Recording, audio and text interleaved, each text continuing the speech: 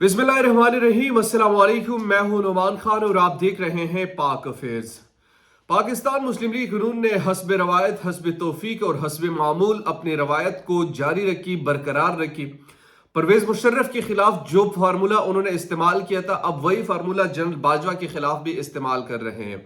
पाकिस्तान मुस्लिम league नून का ये वतीरा और ये रवायत रही है कि पहले इंसान से फायदा लो, फायदा के बाद टिश्यू पेपर की तरह बाहर फेंक दो। ये वही पाकिस्तान मुस्लिम लीग नून है जो जनरल बाजवा के कंधों पर दोबारा इक्तदार में आई। अपने आप को साफ कराने की भरपूर कोशिश की गई और अभी तक स्टिल इक्तदार में है। लेकिन जनरल बाजवा जब जनरल ना रहे, रिटायर्ड जनरल हो गए, तो उसके बाद से अब दोबारा नून लीग ने आंखें दिखाना शुरू कर दी और कहते नजर आ रहे हैं कि हमने जनरल बाजवा को अकाउंटेबल बनाना है, हमने जनरल बाजवा को अब जो है अदालतों में घसीटना है। ये क्या माजरा है और कौन अदालतों में घसीट सकता है, इस पर डिटेल से बात करेंगे। दूसरी बड़ी अहम चीज जो है वो एमक्यूएम पाकिस्तान में बेसिकली जो बुनियादी तौर पर इस वक्त मामलात हैं, खास तौर पर विफाक के साथ उनके, वो विफाक को उन्होंने अपनी आखिरी जो वार्निंग है वो दे दी है। विफाक से अलग होने का इंदिया वो दे चुके हैं। लेकिन एमक्यू के बारे में मैं एक बात आपको वसूख से बता सकता हूं कि अपने अब्बू के बगैर कोई भी फैसला नहीं करेंगे। इनका अब्बू कौन है वो आप मुझसे बेहतर जानते हैं, मगर वो कहेंगे तो हाँ करेंगे, वो कहेंगे तो ना करेंगे, वो कहेंगे तो बैठेंगे, वो कहेंगे तो खड़े होंगे। इनकी अपनी औकात उस तरीके से है नहीं, यानी किसी जमाने में जब हुआ करती थी। अब ये क्या सबको इकट्ठा करके और ये अब कोई नजरियाती चीज बनने जा रही है। बहरहाल ये दूसरी चीज है, डिटेल से डिस्कस करेंगे। तीसरी चीज जो है खैबर पुख्तूनख्वा असेंबली की तहलील है। खैबर पुख्तूनख्वा असेंबली आज तहलील हो जाएगी।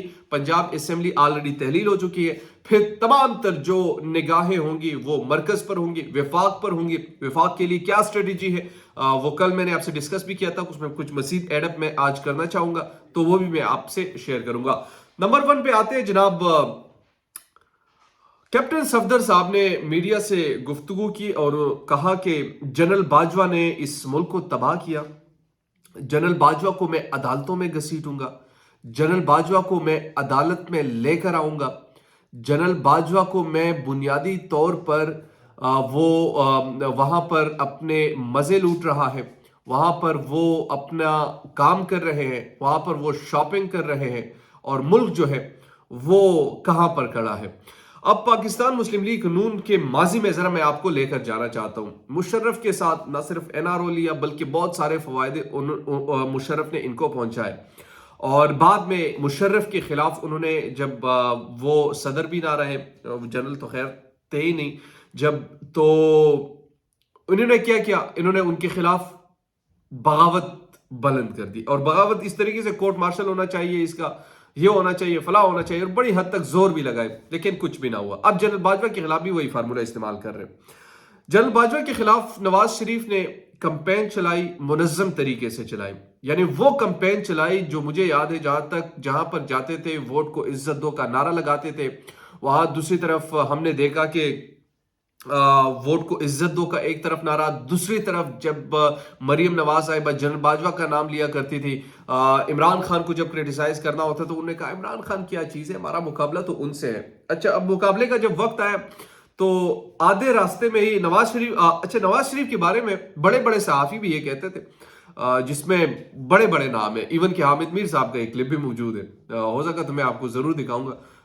उनका ये कहना था कि नवाज शरीफ अब पाकिस्तान से तो जाएगा नहीं, अब ये मुजाहिमत करेगा और मुजाहिमत इस किस्म का करेगा कि आपको नजर आएगा, और अगर कोई इनको भेजना भी चाहे तो नवाज शरीफ जाएगा नहीं। अब वो ये नवाज शरीफ नहीं रहा। हमने भी कहा यार इनकलाबी बन गया होगा, इंसान इतनी ठोकरें खाते, तो अब कहते यार अब मरना ही है, अब करना क्या है।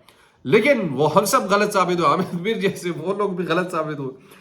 तो जैसे ही मौका मिला और एक दफा जेल में चले गए तो उसने कहा यार ये तो बर्दाश्त नहीं होना भाई, चलो लंदन के शहर पर चलते हैं।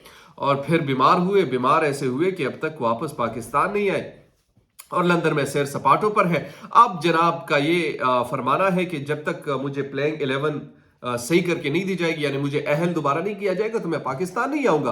वो बच्चे जब नाराज होते कि नहीं मैंने नहीं खेलना, मैंने नहीं आना, मैं हार जाऊंगा, मेरे लिए कप्तान को पिच से हटा दो, तो अब वो जिद लगाई हुई है। अब जब वो जिद पूरी नहीं हो रही तो दोबारा से एस्टेब्लिशमेंट पर اٹیک کرنے لگ گئے ہیں. اور سب سے پہلا اٹیک جو ہے وہ جناب کیپٹن صفدر صاحب نے کیا. کیپٹن صفدر صاحب نے یہی الفاظوں میں کہا ہے کہ جنرل باجوہ نے ملک کو تباہ کیا. یہ جنرل باجوہ نے آپ نے اس وقت کیوں نہیں کہا جب آپ کو یہ اقتدار دے رہے تھے؟ یہ آپ نے اس وقت کیوں نہیں کہا جب شہباز شریف کو اپنی گود میں بٹھا رہے تھے؟ یہ آپ نے اس وقت کیوں نہیں کہا جب آپ اپنے ہی بیانیے کو فروخت کر رہے تھے؟ یہ آپ نے اس وقت کیوں نہیں کہا جب مریم نواز نے ووٹ کو عزت دو کا نعرہ اپنے ہی پیروں تلے روند ڈالا تھا؟ اور یہ آپ اس وقت کیوں نہیں کر رہے تھے جب آپ نے اپنی بیانیے کی نہ صرف نیلامی کی بلکہ گھٹنے بھی ٹیک دیے، اور گھٹنے ایسے ٹیک دیے کہ اس کے بعد آپ کے لیے اسٹیبلشمنٹ سب کچھ رہا. جنرل باجوہ ووٹ کو عزت دو کا نعرہ کچھ نہ رہا، سب کچھ آپ نے فروخت کر دیا تھا. اب فروخت ضمیر فروش یعنی بیانیہ فروخت ضمیر فروشی ہے بیسیکلی. جب آپ نے وہ کیا تو آپ دوبارہ آپ آ رہے ہیں کہ نہیں جناب ہم سے کچھ غلطی ہوئی، ہم کو معاف کیا جائے. لیکن یہ اب معافی والی بات اس میں تو ہے نہیں. بہرحال یہ آپ نے غلطی کی اور وہ سنگین غلطی کا خمیازہ آپ بھگتیں گے. اب چاہے دوبارہ جتنا بھی اینٹی اسٹیبلشمنٹ بیانیہ بنائے، اب وہ بیانیہ نہیں بن پائے گا. دوسری چیز میں نے جو آپ سے ڈسکس کی وہ ایم کیو ایم پاکستان نے یہ کہا کہ ہم نہیں سوچ رہے کہ شہباز شریف کی حکومت سے الگ ہو جائے، مگر ہمارے پاس کوئی راستہ بھی نہیں ہے. اچھا، یہ بڑا انٹرسٹنگ سٹیٹمنٹ ہے. یعنی میں اس کو اس طرح پرسیو کر رہا ہوں، ایم کیو ایم والے سمجھ رہے ہیں کہ ہم یہ نہیں سمجھ رہے، ہم یہ نہیں سوچ رہے، اور وہ سوچ تب ان کو آتی ہے جب وہاں سے چابی دی جاتی ہے کہ ہم وفاق سے الگ ہو. چابی جب دی جائے گی تو یہ وفاق سے الگ ہونے کا سوچ لیں گے اور پھر کہیں گے کہ تو ہمارا فیصلہ ہے، ہمیں سب پتہ ہے کون آپ سے فیصلے کرواتا ہے.